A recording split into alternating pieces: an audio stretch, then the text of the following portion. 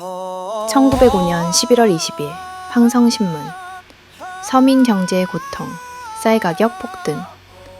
그늘 미가가 점점 등기하여 일두의 3원 80전의 지하니 빈민들은 생계가 심히 갓난하여 노방에서 탄식하는 자가 다 하다더라. 요즘 쌀 가격이 계속 올라 한 말에 3원 80전까지 이르렀다. 가난한 백성들은 생계를 꾸리기 어려워 길에서 탄식하는 소리가 들린다. 쌀은 당시 사회에서 단순한 곡식이 아니라 생존을 지탱하는 가장 중요한 생필품이었습니다.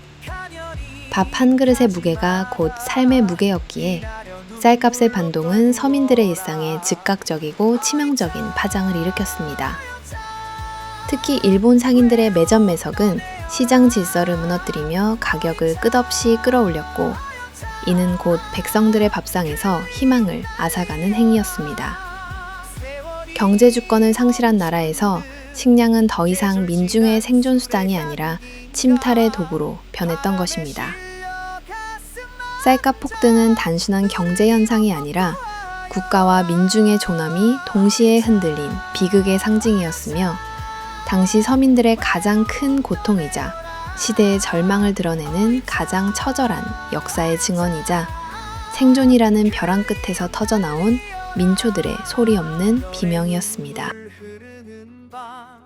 우리는 기술의 풍요 속에 살고 있지만 121년 전 오늘과 마찬가지로 보이지 않는 손에 의해 삶의 근간이 흔들리는 공포를 여전히 마주합니다. 1905년 11월 20일 황성신문이 기록한 일두 3원 80전이라는 숫자는 단순한 물가지수가 아니었습니다. 그것은 주권을 상실한 국가가 자국민의 위장조차 지켜내지 못한다는 무능의 자인서였으며, 식민지 자본주의가 시작되는 잔혹한 서곡이었습니다. 그 겨울 한반도의 공기는 서늘했고 거리와 시장에는 무거운 침묵이 깃들었습니다.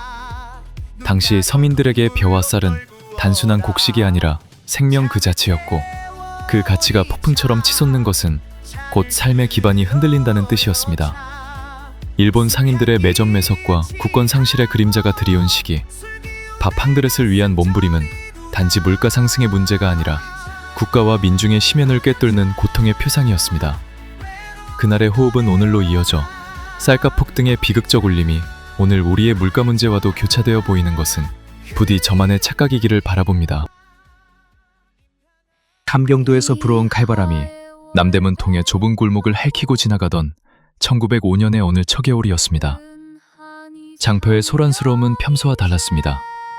활기찬 흥정소리 대신 쩍쩍 갈라진 땅바닥처럼 거친 숨소리와 낮은 흐느낌만이 공간을 가득 메우고 있었습니다. 허들의 짐꾼으로 하루를 연명하는 사내 석은 오늘도 새벽부터 나루터에서 등짐을 졌습니다. 어깨에 살가죽이 벗겨지고 뼈마디가 비명을 질렀지만 그의 머릿속에는 오직 하나, 병변 아내와 사흘을 굶은 어린 딸에게 먹일 하얀 쌀밥 한 그릇뿐이었습니다. 하지만 일을 마치고 쌀가게 앞에 선 그의 눈에 비친 세상은 이미 무너져 내리고 있었습니다. 나무판에 적힌 일두 3원 80전이라는 글자는 석에게 돈의 액수가 아니라 사형 선고문처럼 다가왔습니다. 어제보다 또 올랐고 아침보다 더 올랐습니다. 엽전 몇 푼을 쥔 그의 손은 낙엽처럼 떨렸습니다. 쌀은 이제 곡식이 아니라 권력과 탐욕이 빚어낸 차가운 보석이 되어 있었던 것입니다.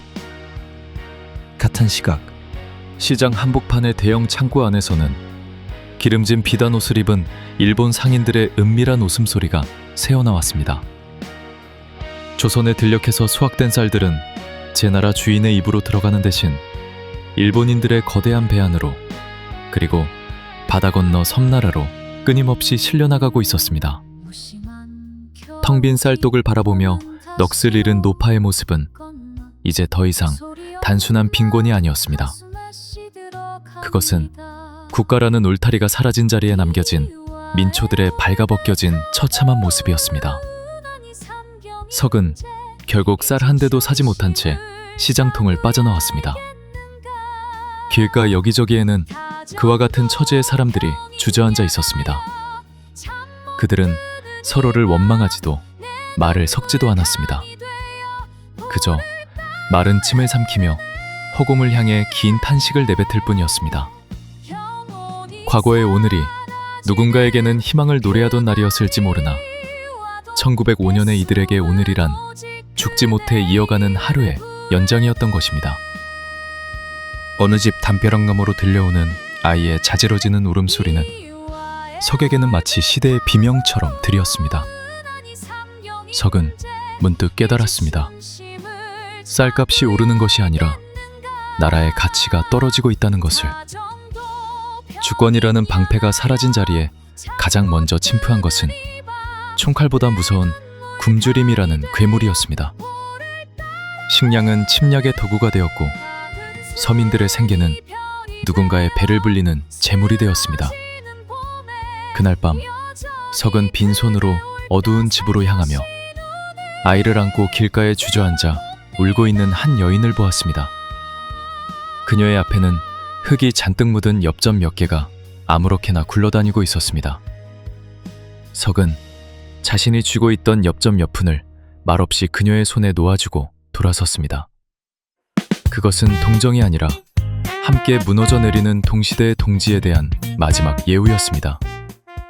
3원 80전이라는 숫자가 만든 거대한 장벽 앞에서 대한의 민초들은 그렇게 길 위에서 각자의 영혼을 깎아내며 겨울을 견뎌내고 있었습니다. 배고픔은 인연보다 무섭고 굶주린 이의 눈물은 그 어떤 경문보다 날카롭습니다.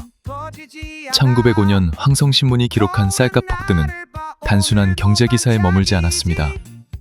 그것은 한 가정의 생존이었고 한 아버지의 눈물이었으며 한 민족의 존엄이 무너져 내리는 소리였습니다. 제 땅에서 난 쌀을 제 백성이 먹지 못하는 비극은 식민 경제의 실체였고 길에서 들리는 탄식은 한 세기를 지나 오늘날에도 경고처럼 울려 퍼집니다. 민생이 무너진 곳에 국가의 미래는 존재할 수 없음을 그들의 절규는 우리에게 말하고 있습니다. 오늘날 우리는 풍요 속에 살고 있지만 우리의 밥상 위에 놓인 것들이 과연 온전히 우리의 것인지 되묻게 됩니다. 식량 주권과 경제 주권이라는 무거운 화두는 여전히 현재 진행형이며 119년 전 길가에서 흘린 눈물이 오늘 우리의 밥상 위에 놓여 있음을 기억해야 합니다. 역사는 잊히는 것이 아니라 기억하는 자의 가슴 속에서 다시 살아나며 그 기억이야말로 우리의 미래를 지켜낼 힘이 될 것입니다. 시청해 주셔서 감사합니다. 세상을 뒤집어 Sunlight's fresh and the sky is white Every step's a dance I feel so free 내 방식으로 funky up 나는 눈치